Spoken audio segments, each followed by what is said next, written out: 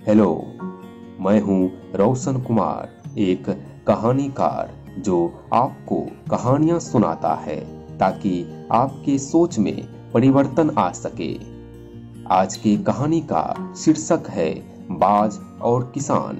तो दोस्तों, शुरू करते हैं आज की कहानी। बहुत समय पहले की बात है। एक राजा को उपहार में किसी ने बाज के 2 बच्चे भेंट किए।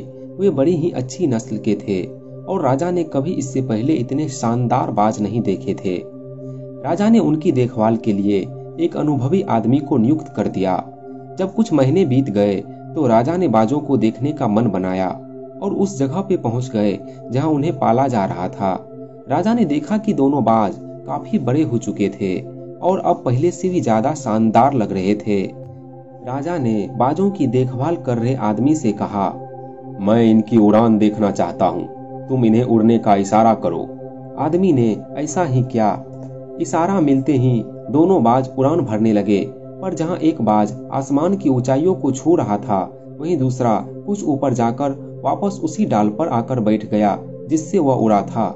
यह देख राजा को कुछ अजीब लगा। क्या बात है, जहाँ एक बाज इतनी अच्छी उड़ान भर रहा है, वहीं ये दूसरा बाज उड़ना ही नहीं चाह रहा। राजा ने सवाल किया, जी हुजूर, इस बाज के साथ शुरू से यही समस्या है, वह इस डाल को छोड़ता ही नहीं। उस आदमी ने कहा। राजा को दोनों ही बाज प्रिय थे और वे दूसरे बाज को भी उसी तरह उड़ना देखना चाहते थे।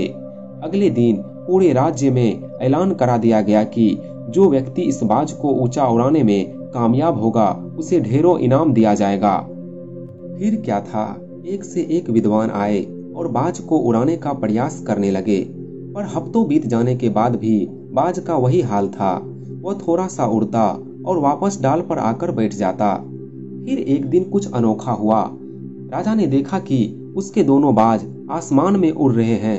उन्हें अपनी आंखों पर यकीन नहीं हुआ और उन्होंने तुरंत उस व्यक्ति का पता लगाने को कहा जिसने यह कारनामा कर दिखाया था।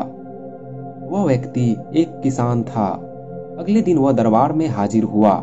उसे इनाम में स्वर्ण मुद्राएं भेंट करने के बाद राजा ने कहा, मैं तुमसे बहुत प्रसन्न हूँ। बस तुम इतना बताओ कि जो काम बड़े बड़े विद्वान नहीं कर पाए, वह तुमने कैसे कर दिखाया। मालिक, मैं तो एक साधारण सा किसान हूँ। मैं ज्ञान की ज्यादा बातें नहीं जानता। मैंने तो बस वह डाल काट दी जिस पर बैठने का बाज आदी हो चुका था, और जब वह डाल ही नहीं रही तो वह भी अपने साथी के साथ ऊपर उड़ने लगा।